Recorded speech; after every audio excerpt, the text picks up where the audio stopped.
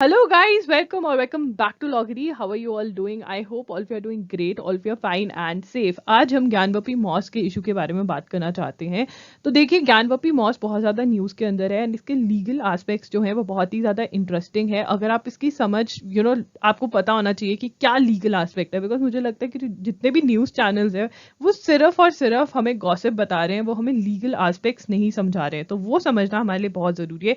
चाहे हम एक आम आदमी हैं, चाहे आप एक एडवोकेट हो, आप एक लॉ स्टूडेंट हो, आप किसी एंट्रेंस एग्जाम की प्रिपरेशन करो, आपको ये सारे इश्यूज पता होने चाहिए। तो हम बहुत ही शॉर्ट के अंदर टाइमलाइन डिस्कस करेंगे कि ये सब कुछ स्टार्ट कहाँ से हुआ एंड फिर मैं आपको लीगल एस्पेक्ट भी समझा दूंगी। बहुत ही शॉर्ट वीडियो होने वाला है, जल्दी से स्टार्ट करते हैं। चैनल को सब्सक्राइब कर देना एंड अपनी ओपिनियन जरूर शेयर करना ज्ञानवपी मॉस्क के बारे में। अब देखिए, ज्ञानवपी मॉस्क है कहाँ पे। देखिए, ज्ञानवपी जो मस्जिद है वो बनारस उत्तर प्रदेश के अंदर है।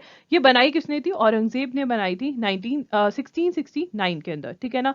और कहा जाता है, इश्यू कहाँ पर है, देखिए कहा जाता है कि Aurangzeb order demolition of a temple and built a mosque in its place. मतलब यहाँ पर पहले टेम्पल हुआ करता था, उसको रिमूव करवाया गया और वहां पर मॉस्क बनवाया गया। यही सारा इशू है, ठीक है ना। हिंदू साइड जो है वो कह रही है कि यहाँ पे पहले टेम्पल होता था तो यहाँ पे अब भी टेम्पल होना चाहिए, एंड मुस्लिम साइड कह रही है कि यहाँ पर मॉस्क है तो मॉस्क ही रहने दो। कुछ ऐसा सा इशू है, राइट। स्टार्ट कहाँ से हुआ? 1991 के अंदर एक लोकल प्रीस्ट जो थे वो वाराणसी सिविल कोर्ट के अंदर गए और उन्होंने 3 डिमांड रखी। वो क्या 3 डिमांड्स थी जो उन्होंने रखी? उन्होंने सबसे पहले तो कहा कि जो इंटायर ज्ञानवपी कॉम्प्लेक्स है उसको काशी टेम्पल का पार्ट डिक्लेयर कर देना चाहिए, number 1। Number 2, removal of Muslims from the complex area, जो मुस्लिम्स हैं उनको रिमूव कर देना चाहिए। और तीसरा, डिमोलिशन ऑफ द मॉस्क, मतलब जो पहले हुआ था कि टेम्पल को रिमूव करके मॉस्क बनाया गया, अब मॉस्क को रिमूव करके टेम्पल बनाना चाहिए।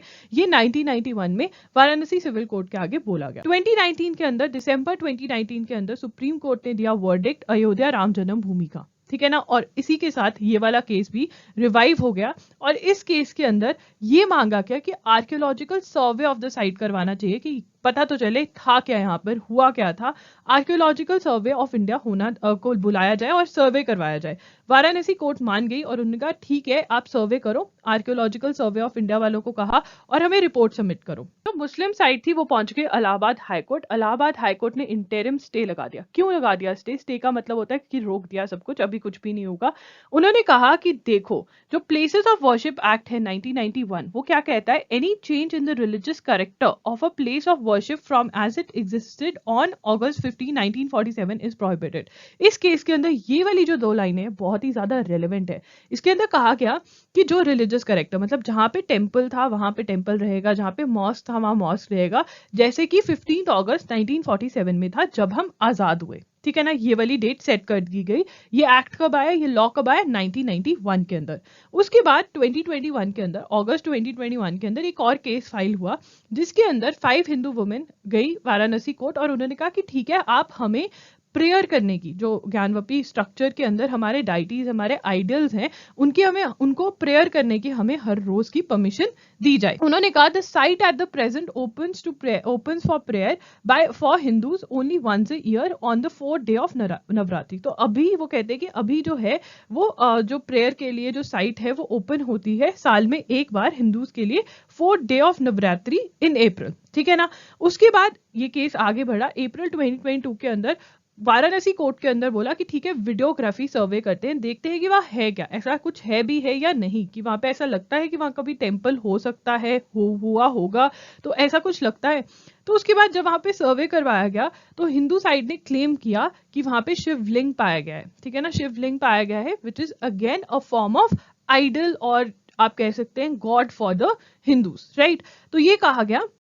उसके बाद मई 17, 2022 को सुप्रीम कोर्ट तक ये केस पहुंच गया। वही वाला केस जो 5 हिंदू वुमेन ने किया था कि हमें प्रे करने की परमिशन दी जाए, ठीक है ना।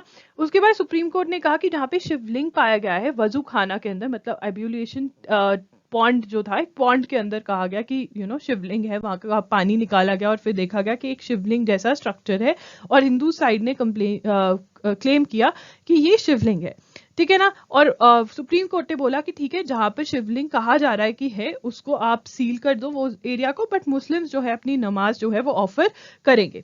उसके बाद सुप्रीम कोर्ट ने जो ये केस था वो डिस्ट्रिक्ट जज को ट्रांसफर कर दिया। उन्होंने कहा कि थोड़ा ज्यादा एक्सपीरियंस जज चाहिए इस केस को हैंडल करने के लिए, और उन्होंने कहा कि आप सबसे पहले मेंटेनेबिलिटी का क्वेश्चन जो है वो आंसर करो कि ये केस मेंटेनेबल भी है, क्योंकि प्लेसेस ऑफ वर्शिप एक्ट 1991 कहता है कि जो चीज जैसी थी रिलीजियस प्लेसेस को फ्रीज करता है 15 अगस्त 1947 के को जैसा था वैसा रहेगा। तो क्या ये मेंटेनेबल भी है, हाँ या ना? क्योंकि अगर मेंटेनेबल नहीं है तो आगे की बात तो कर ही नहीं सकते हैं। तो सबसे पहले मेंटेनेबिलिटी डिसाइड करो। तो फिर मेंटेनेबिलिटी का केस जो था उसकी सुनवाई स्टार्ट हुई, और सितंबर 2022 को अभी ये केस दोबारा न्यूज में इसलिए आ गया बिकॉज वाराणसी डिस्ट्रिक्ट कोर्ट ने कहा कि ये मेंटेनेबल है। पढ़ लेते हैं। Underlining the Hindu groups are not barred by 1991 places of worship act, मतलब 1991 का जो एक्ट है वो नहीं रोकता ये वाले केस के अंदर हिंदू ग्रुप्स को, ठीक है ना। The Varanasi district court said the suit seeking the right to worship inside the Gyanvapi mosque का मेंटेनेबल। वो कहते कि क्योंकि इस केस के अंदर वो क्या मांग क्या रहे हैं, प्रेयर का मतलब क्या होता है कि केस के अंदर वो क्या मांग रहे हैं, डिमांड क्या है जिसने केस फाइल किया है। वो कहते कि वो मांग रहे हैं कि हमें वर्शिप करने दिया जाए, राइट। तो वो जो है मेंटेनेबल है। राइट टू वर्शिप की जो डिमांड है वो उसके ऊपर हम बहस कर सकते हैं। Therefore, according to plaintiffs, मतलब जिन्होंने केस फाइल किया, even after 15th August 1947, they were worshipping मां श्रृंगार Gauri, Lord Ganesh and Lord Hanuman daily up to the year 1993। तो वो कहते कि 1993 तक हम लोग अपने डेटीज की पूजा कर रहे थे। मतलब ये बोला है उन्होंने, हिंदू साइड ने बोला कि 1947 कह रहे हो आप, 1993 तक हम वहां पर हम प्रेयर कर रहे थे। If the contention is proved, then the suit is not barred by Section 4 of Places of Worship Special Provisions Act 1991। तो अब इनका ये बनता है कि 1993 में अगर ये लोग प्रेयर कर रहे थे, हिंदूज अपने गॉड्स की प्रेयर कर रहे थे ज्ञानवापी मॉस्क के अंदर, तो 1947 के अंदर भी क्या ये प्रेयर कर रहे थे? क्या वो स्टेटस था कि ये लोग एंटर करते थे मॉस्क के अंदर, मॉस्क कॉम्प्लेक्स के अंदर और प्रेयर करते थे? तो ये वाला क्वेश्चन जो है वो मेन रहेगा यहाँ पर, एंड फिर देखा जाएगा कि कोर्ट क्या डिसाइड करती हैं। बिकॉज ये वाला जो एक्ट है प्लेसेस ऑफ वर्शिप एक्ट, इसने बोला हुआ है कि करेक्टर जो है वो 1947 के अकॉर्डिंग डिसाइड होगा। एंड अगर 1993 तक प्रे किया है और उसके 1993 के अंदर गवर्नमेंट ने रोक लगाई है, एंड इवन ये लोग कह रहे हैं कि साल में एक बार जो है हिंदूज को अलाउ करते हैं प्रेयर करने के लिए, तो ये एक बहुत ही बड़ा क्वेश्चन है। आपकी इस बारे में क्या ओपिनियन है ज़रूर शेयर करना, बट उससे पहले बेयर एक्ट क्या कहता है, मतलब लॉ क्या कहता है, वो एक बारी पढ़ लेते हैं। ये है the places of worship special provisions act 1991, but declaration as to religious character of certain places of worship and bar of jurisdiction of courts, etc. It is hereby declared that religious character of a place of worship existing on 15th day of August 1947 shall continue to be the same as it existed on that day. यहाँ पर अब जो section 4 हमने पढ़ा उसके अंदर यही लिखा हुआ है कि 15 अगस्त 1947 को जो एक रिलीजियस प्लेस का करेक्टर था वो वैसा ही रहेगा।